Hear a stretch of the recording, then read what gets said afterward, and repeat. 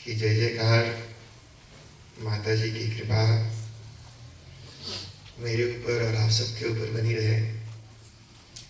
परम पिता परमात्मा को भी धन्यवाद, जिनकी कृपा और आशीर्वाद से हम और आप इस संसार में हैं। उनका रामायण मंडली के लोगों को भी धन्यवाद। आपने अपना प्यार मुझे दिया, मेरे ऊपर भरोसा किया कि मैं आपके मन के हिसाब से सुनाऊंगा। आपके विश्वास और प्यार की आपका धन्यवाद करता हूं। जिस माता भगवती और देवी देवताओं ने मुझे यह शरीर दिया, जिन्होंने मुझे ये विद्या दी, जिनकी वजह से मैं ये सब कुछ पढ़ पाया और ये सब आपको सुना पा रहा हूं, वो भगवान श्री काशी विश्वनाथ और माता अन्नपूर्णा को भी कोटि कोटि धन्यवाद। अब आइए जी, आज 6 दिन हो गया जी, 6वां दिन है आज। 9 दिन तक हम सोते हैं। ये 9 दिन ही क्यों? ऐसा आचार्यों ने शास्त्रों में बताया कि हमारे शरीर में चक्र होते हैं जी। तो नीचे से लेकर के ऊपर की तरफ हम चक्रों को जागृत करते हैं। उनको जो सोए हुए हैं उन चक्रों को जगाते हैं और जगाते हुए धीरे धीरे ऊपर की तरफ जाते। जो 6वां चक्र है उसको आज जागृत करते हैं और उसको करने वाली जो देवी हैं, षष्ठम कात्यायनी च, प्रथमं शैलपुत्री च, द्वितीयं ब्रह्मचारिणी, तृतीयं चंद्रघंटेति, कुष्मांडेति चतुर्थकं, पंचमं स्कंदमातेति, षष्ठं कात्यायनीति च। श्लोक बोलने में बड़ा आनंद आता है। साइंटिस्ट लोगों ने रिसर्च किया जी। आप जाइए ट्रस्ट पेज पर, उसमें हमने एक वीडियो भी छोड़ा।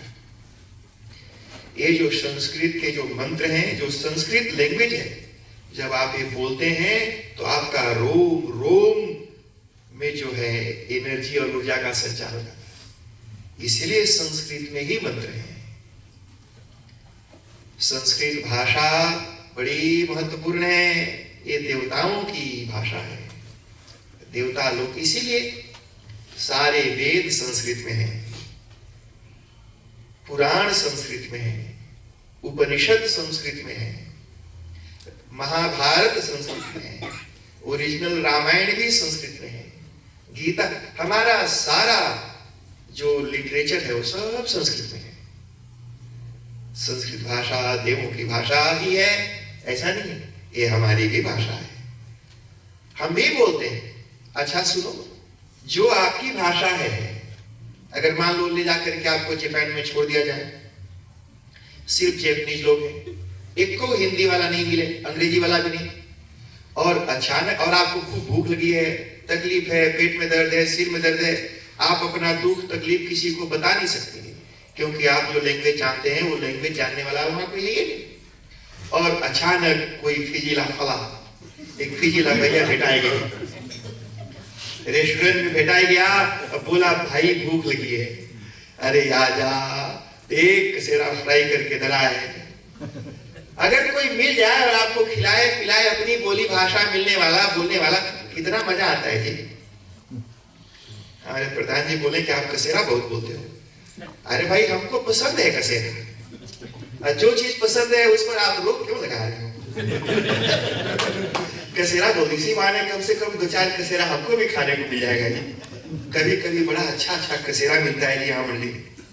ये 8-9 दिन के कथा में जी पेट निकल जाता है बाहर, और उसके बाद फिर मेहनत करना पड़ता है मुझे अंदर करने के लिए। कई बार कसेरा जी ऐसे मुंह में डालो और डालते इतना सॉफ्ट जी, इतना सॉफ्ट है, दांत को बिल्कुल मेहनत नहीं करना पड़ता है, पेट को भी मेहनत नहीं करना पड़ता। और कई बार ऐसा कसेरा जी कि वो दांत से और कसेरा का भयानक जंग होता है। दोनों लड़ते हैं, पहले कसेरा बोलता है मैं मजबूत हूं, दांत बोलता है मैं मजबूत हूं, और दोनों लड़ते हैं काफी देर तक, और अंत में बेचारा दांत जीतेगा तो दांत ही, पर जंग करना पड़ता है। तो कोई हमारी बोली भाषा बोलने वाला मिले, उससे बात करके हमको खुशी होती है। उसी तरह से जब हम देवताओं की भाषा बोलते हैं और देवता लोग सुनते हैं तो उनको बड़ी प्रसन्नता होती है कि देख तो मेरी भाषा बोलता है, मेरी बोली बोलता है, इसलिए संस्कृत सीखना चाहिए। और ये बोलचाल की भाषा, आप संस्कृत जैसे हिंदी में आप बात कीजिए, हिंदी बात करता, वैसे संस्कृत में बात कर सकते। यथा अहम आचार्यः वाराणसीतः न्यूजीलैंड देशम् आगतः बहुवर्षेभ्यः प्राक् यदा अहम अत्रागतः सर्वे जनाः आंग्लभाषामेव वदन्ति स्म। मया चिन्तितम् अयि भो न्यूजीलैंड देशे किं खादिष्यामि, किं पास्यामि, कथं स्थास्यामि। एकदा एका कन्या आगता, एवं सा फिजी भाषायां कथितवती, भैया दाल भात खाएगा। भवन्तः संस्कृतम् अवगच्छन्ति, संस्कृतं जानन्ति, यथा हिंदी वदन्ति तद्वत् संस्कृतमपि वक्तुं शक्नुवन्ति। समझ में आया ये क्या बोल रहा हूं? अब थोड़ा सा अभ्यास करेंगे तो आप संस्कृत में बातचीत कर सकते हैं। अगर संस्कृत आएगी तो शास्त्रों में क्या लिखा है समझ में आएगा। इसलिए संस्कृत बोलचाल की भाषा। हम बनारस में या कभी भी गुरुजी लोगों से बातचीत करते हैं, संस्कृत में बात करते हैं, हिंदी में नहीं बोलते, संस्कृत में ही बोलते हैं। संस्कृत में सारा कुछ बोल, जैसे इंग्लिश जैसे लैंग्वेज है, अंग्रेज लोग बोलते हैं, जैपनीज लैंग्वेज है, जैपनीज बोलते हैं, चाइनीज लैंग्वेज है, चाइना बोलते हैं। उसी तरह से संस्कृत की भाषा है जो ब्राह्मण लोग, देवता लोग भी बोलते हैं। तो षष्ठम कात्यायनी, जो छठवीं माता है वो कात्यायनी है। एक कत नाम के ऋषि हुए, उनका नाम था कत, और उनके एक पुत्र हुए, उनका नाम था कात्य। तो कत ऋषि के पुत्र का नाम था कात्य, और उन कात्य के गोत्र में एक और उनका पुत्र हुआ, उनका नाम था कात्यायन। ऋषि थे। तो वो ऋषि थे, बड़े भारी उन्होंने तपस्या की, मां भगवती देवी की। हम संस्कृत व्याकरण जब पढ़ते हैं तो संस्कृत ग्रामर में 3 ऋषि बड़े प्रसिद्ध हैं। पहले का नाम है पाणिनि, दूसरे का नाम है पतंजलि, और तीसरे जो है वो कात्यायन ऋषि। तो पाणिनि जी ने सूत्र लिखा व्याकरण का, पतंजलि जी ने महाभाष्य लिखा, और जो कात्यायन है उन्होंने वार्तिक लिखा। तो कात्यायन ऋषि, तो कात्यायन गोत्रीय थे। अब देखो जी, तो कात्य के पुत्र थे तो कात्यायन हो गया। हमारे यहाँ संस्कृत में जैसे वसुदेव जी के जो पुत्र हैं उनका नाम है वासुदेव। वासुदेव कृष्ण भगवान को कहते हैं, उनके पिताजी हैं वासुदेव। दशरथ जी के जो पुत्र हैं वो है दाशरथी, राम जी का नाम है। जो पांडु के पुत्र हैं वो है पांडव। कुरु का पुत्र है तो कौरव, यदु का पुत्र है तो यादव, ऐसे बनता है।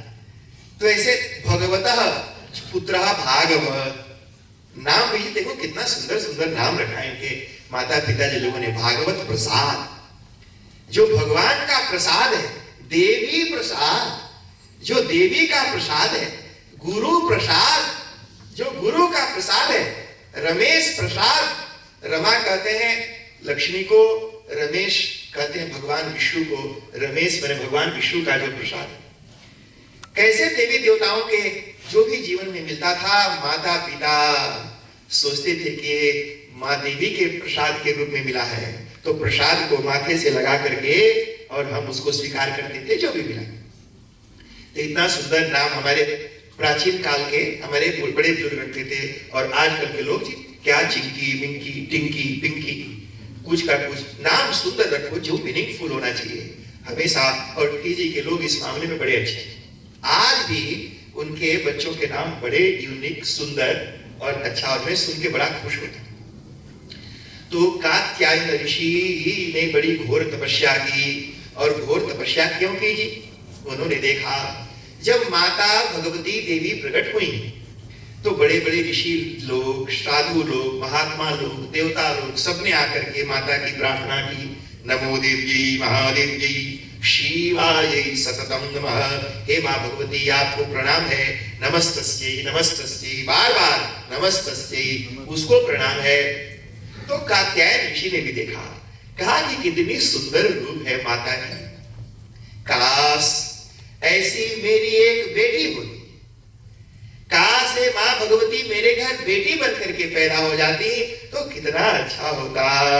मैं उनसे कितनी उनकी सेवा करता, उनकी देख रेख करता, सुयोग्य वर देख करके विवाह करता उनका। हे भगवती, मेरे घर बेटी बनकर के पैदा हो जाओ। और माता जी तो भाई सब कुछ जानती है। परम जाने मातस त्वदनुसरणम क्लेशहरणम। एक माँ ही है जो बिना कहे अपने बच्चों के मन की बात को समझ आए। माँ को पता है कि बच्चा क्या खाएगा आज, और जो खाना है वो बच्चों को बना के खिलाती है। घर में 4 बच्चे, 4 पसंद है, चारों को उनके उनके पसंद की चीजें बना करके खिलाती है। तो माँ सब कुछ जानती है, समझती है। वो समझ गई, उन्होंने कहा तथास्तु। और फिर क्या था जी, वो माँ भगवती कात्यायन ऋषि के घर में उनकी बेटी बनकर के पैदा हो गई। तो कात्यायन की बेटी होने के कारण उनका नाम पड़ा कात्यायनी। कात्यायनस्य इयम् इति कात्यायनी। जय बोलो कात्यायनी माता की जय। उन्होंने फिर जब महिषासुर का जो युद्ध हुआ था उसमें माँ भगवती कात्यायनी ने बड़ा भारी योगदान दिया। तो कात्यायनी देवी की स्तुति की। चंद्रहासो ज्वलकरा शार्दूल वरवाहना कात्यायनी शुभम दद्यात् देवी दानवघातिनी। दानवों को मारने वाली भगवती कात्यायनी देवी की जय। कहा कि इनके हाथ में चंद्रहास तलवार है, एक ऐसी तलवार जैसे चंद्रमा जैसे होता है। आपने देखा होगा चंद्रमा का आकार जैसे, तो चंद्रमा के आकार का वैसे ही उसी शेप का एक तलवार वो अपने हाथ में रखती हैं। और उसकी जो चमक है वो भी चंद्रमा के जैसी ही है। तो चंद्रहासो ज्वलकरा और शार्दूल वरवाहना, और शेर के ऊपर बैठती हैं। उनका वाहन है शेर, शेर के ऊपर विराजमान होती हैं। 4 हाथ हैं उनके। तो ऊपर वाले जो 2 हाथ हैं, एक हाथ में वो कमल का पुष्प धारण करती हैं और दूसरे हाथ से आशीर्वाद देती हैं।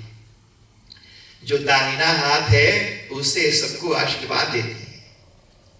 जो बायां हाथ है उसमें कमल का फूल धारण करती है। दूसरा जो बायां हाथ है उसमें तलवार धारण करती हैं। और जो चौथा हाथ है, जो 4 हाथ होता है तो एक से वो ध्यान मुद्रा। ये हमारे जो हाथ है उसमें जो अंगुलियां हैं, उसमें जो अलग अलग जगह है, वो सभी एक एक देवताओं को अलॉटमेंट है उसका। सभी वायु, अग्नि, जिसको 5 महाभूत हैं, हमारे अलग अलग अंगों में, अलग अलग अंगुलियों के हिस्सों में बैठे हुए हैं। पितर लोग, देवता लोग, ऋषि लोग, ब्रह्मा, विष्णु सब हाथ में रहते हैं। तो माँ भगवती ध्यान मुद्रा धारण करती हैं, एक से आशीर्वाद देती हैं और शेर पर विराजमान है। कात्यायनी शुभम दद्यात्। ओ माता भगवती आपका शुभ करें। शुभ मतलब जी, जिसको मिलने के बाद हमारा मन प्रसन्न हो जाए, हमारे जीवन में आनंद आ जाए, हम खुश हो जाएं, उसको कहते हैं शुभ। शुभम दद्यात्। कात्यायनी देवी दानवघातिनी। कैसी देवी है? तो महिषासुर के युद्ध में इन्होंने हजारों दैत्यों का वध किया, हजारों दानवों को मार करके दानवों रहित किया इस धराधाम को। वो माता भगवती कात्यायनी, और ये साक्षात माँ भगवती की ही रूप है। ये रूप है जी अलग अलग देवी, देवी वही है पर नाम उनका कात्यायनी पड़ गया। जैसे एक ही आदमी को लोग अलग अलग रूप से जानते हैं।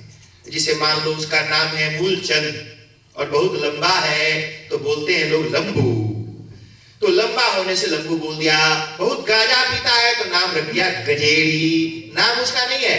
बहुत नशा करता है तो नाम रख दिया नशेड़ी, बहुत पीता है तो नाम रख दिया पियक्कड़, बहुत झगड़ा करता है तो नाम रख दिया झगड़ालू। ठीक है जी, झगड़ालू राम और झगड़ाहीन देवी।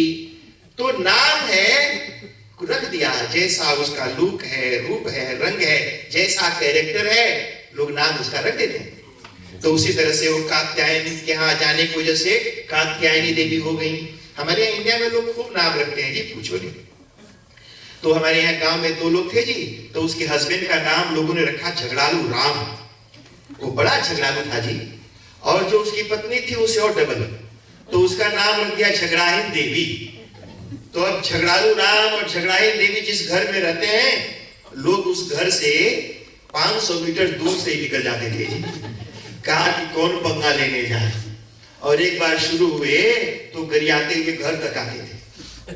तो इसलिए ऐसे ऐसे लोग हैं, अलग अलग कैरेक्टर हैं। जो कात्यायनी देवी हैं उनकी एक खासियत है जी, खासियत ये है कि वो शुभ फल देने वाली है, यानी जो हम चाहते हैं वैसा फल देने वाली एक खासियत उनकी और है। मैंने आपको सुनाया था, नहीं सुनाया है तो सुन लो। कई कन्याओं का विवाह थोड़ा देर से होता है या कई बार होते होते शादी टूट जाती है। तो शादी में अलग अलग कारण से विवाह में भंग के योग होते हैं। ज्योतिष शास्त्र में ऐसा बताया, लग्ने व्यजे चपाताले जामित्रे चाष्टमे कुजे कन्या भर्तृविनाशाय भर्तुः कन्या विनश्यति। ये पराशर ऋषि का वचन है। पराशर ऋषि को तो आप जानते हो ना जी, जो व्यास जी के पिताजी थे और वो ज्योतिष शास्त्र के बहुत बड़े विद्वान थे। वही गए थे सत्यवती के पास। क्यों? कि उनको पता था कि इस मुहूर्त में अगर गर्भाधान हुआ तो साक्षात व्यासदेव जी आएंगे। इतने बड़े वो काल के जानकार, ज्योतिष के जानकार थे। तो उन्होंने बताया कि अगर किसी लड़की या किसी लड़के की कुंडली में, लग्न में, द्वितीय में, चतुर्थ में, सप्तम में, अष्टम में और द्वादश भाव में अगर मंगल बैठा हो, लग्ने व्यये चपाताले जामित्रे चाष्टमे कुजे कन्या भर्तृविनाशाय। अगर लड़की के कुंडली में योग है और वो लड़की जिस लड़के के पास जाएगी उसका विनाश कर देगी, उसके पूरे जीवन में उसका पूरा जीवन मान लो इतना दुख से भर जाएगा कि या तो जीते जी वो मरने की कामना करेगा या तो शादीशुदा जीवन नरकमय बन जाएगा। तो ज्योतिष शास्त्र ने कहा कि ऐसे कन्या का विवाह ऐसे साधारण पुरुष से नहीं कराना। तो विवाह करने इसलिए कुंडली मिलाते हैं कि जो योग इसकी कुंडली में है उसी योग वाले लड़के से विवाह होगा तो दोष नहीं होगा। तो कहा कि फिर क्या करना? कहा कि तेष्वेव भवनेष्वेव भौम दोषो न जायते। ऐसे लग्न द्वितीय, चतुर्थ, सप्तम, अष्टम, द्वादश भाव में अगर लड़की की कुंडली में मंगल है तो अगर तेष्वेव भवनेष्वेव, अगर उसी भाव में लड़के की भी कुंडली में मंगल बैठा हो, ऐसे 2 लड़के लड़की का विवाह कराया तो प्रॉब्लम नहीं होगी, फिर वो दोनों बड़े आनंद से जीवन बिताएंगे। तो और क्या हो सकता है जी? कई बार लोग आते हैं, कई बार लड़की पसंद करती है, लड़का मना कर देगा। कई बार लड़का पसंद करेगा, लड़की बोलती है नो। कई बार दोनों लड़का लड़की पसंद कर देते हैं तो भैया बापा टांग लड़ा देते हैं, हम नहीं मांगता, उसकी सास बहुत बोलती है। अगर भैया पापा भी तैयार हो गए, लड़का भी राजी, तो कोई और टांगड़ा देगा। कुल मिला जुला करके विवाह नहीं होता। ऐसे में बहुत लोगों को जानता हूं जी, इसी न्यूजीलैंड में जानता हूं, जिनके पास बहुत अच्छी नौकरी है, घर है, पैसा है, $1 मिलियन से इकट्ठा करके रखे हैं, 40+, 45 के भी हो गए पर उनको आज तक कोई लड़की नहीं मिलती। ऐसे कैसे हो सकता है जी? उनको कोई लड़की नहीं मिलती है। और कितने ऐसे लड़के हैं जिनको लड़की नहीं मिल रही, कितनी ऐसी लड़की जिनको कोई लड़का नहीं मिल रहा। तो ऐसा इसलिए होता है क्योंकि उनके कुंडली में इस तरह के योग होते हैं। देखो जी, जो ग्रह नक्षत्र हैं हमें कंट्रोल तो करते ही हैं, ये तो सिद्ध है। अगर धूप निकलता है तो गर्मी लगती है, चंद्रमा निकलता है तो ठंडक लगता है। आपने सुना भी होगा कि जब फुल मून होता है तो पागलपन के दौरे ज्यादा पड़ते हैं, क्योंकि मून चंद्रमा जो है वो दिमाग को, मन को कंट्रोल करता है। इसलिए चंद्रमा मनसो जात हो, शास्त्र में कहा कि वो चंद्रमा मन से उत्पन्न हुआ, इसलिए वो मन को कंट्रोल करता है। इसलिए फुल मून में ज्वार भाटे भी, समुद्र में पानी ज्यादा उछलता है। तो जो ज्योतिष है वो सत्य है। तो कहा कि अगर किसी लड़की के कुंडली में ऐसा योग हो, उसको कात्यायनी देवी की पूजा करनी चाहिए। इसलिए मैंने आपको ये बात बताई। अगर वो कात्यायनी देवी की पूजा करे तो फिर उसके जो कुंडली के जो योग हैं मां भगवती की कृपा से शांत होते हैं और उसका विवाह का योग जल्दी बनता है। अब इसमें प्रमाण क्या है, एविडेंस क्या है जी, कैसा होता है? एविडेंस भी देना पड़ता है पंडित लोगों को जी। लोग पूछते हैं कि ऐसा कहां लिखा, तो ये बात लिखी भागवत में है।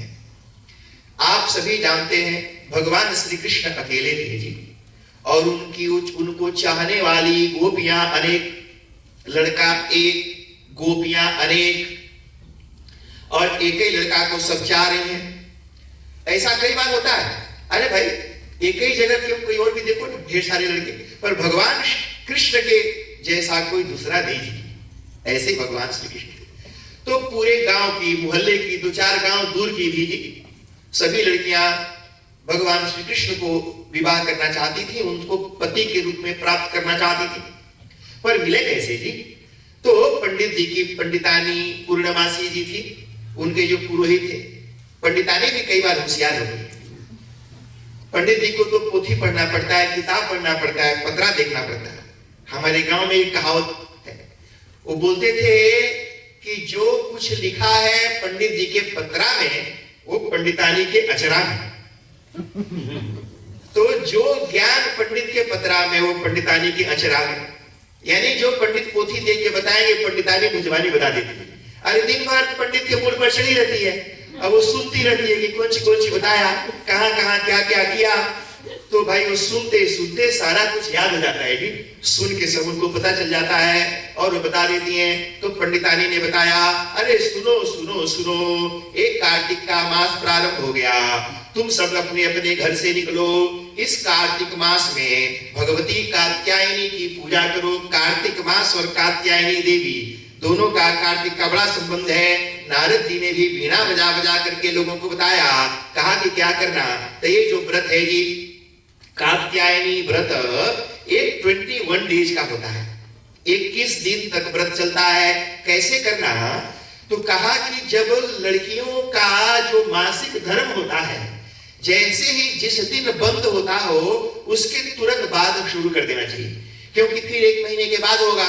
तो अगर बीच में हो गया पीरियड तो व्रत भंग हो जाता है। तो इसलिए पीरियड फिनिश होने के इमीडिएट बाद, यानी 5वें या 6वें दिन उस व्रत को प्रारंभ करना चाहिए। और मंत्र जपना, कात्यायनी महामाये महायोगिन्यधीश्वरी नंद गोप सुतम देवी पतिम में कुरुते नमः। जिसको आप पति के रूप में पाना चाहते हैं, जैसा पति चाहते हैं, मन में तो कुछ सोचा होगा ना जी। अगर कोई लड़का है जिसको चाहते हैं, या कोई डिजायरेबल है कि राम के जैसा पति मिले, कृष्ण के जैसा पति मिले, है ना जी, या अर्जुन के जैसा पति मिले, जैसा पति चाहते हो, तो जिस तरह के पति की कामना हो ऐसे पति को दिमाग में रख। और फिर वो कात्यायनी देवी का मंत्र, कमल काकड़ी के माला पर, माला में जी अलग अलग माला में अलग अलग तरह की शक्ति होती है। रुद्राक्ष का माला अलग मंत्र के लिए, तुलसी का माला सिर्फ वैष्णव संप्रदाय के लिए, चंदन का माला सिर्फ मां भगवती देवी के लिए। अलग अलग मालाओं पर अलग अलग तरह के मंत्रों का जप किया जाता है। तो कहा कमल काकड़ी का माला, जो कमल काकड़ी चाहते हैं पूजा में, क्रिया जो है उसका माला मिलता है, कमल काकरी के माला पर, और फिर पीला वस्त्र पहन के। आज देखो जी लोग पहन करके आए, ये माता है रोज बदलती रहती है जी, और हम तो रोज एक ही रकम रहते हैं। तो जीवन में वैरायटी होना चाहिए। तो पीला वस्त्र धारण करना और बालू की एक मूर्ति बनाना। सब जमुना जी के किनारे गोपियां नहीं, बालू की एक माँ भगवती कात्यायनी की मूर्ति का निर्माण किया, पीला वस्त्र धारण किया, सारे वस्त्र पीले कलर के बनाए, और फिर पीला पेड़ा जी, पीला कलर का पेड़ा का माता को भोग लगाना, फिर मस्टर्ड सरसों के तेल का दिया जलाना, और बैठ करके माँ भगवती की चंदन सिंदूर कुमकुम धूप और दीप से पूजा करना।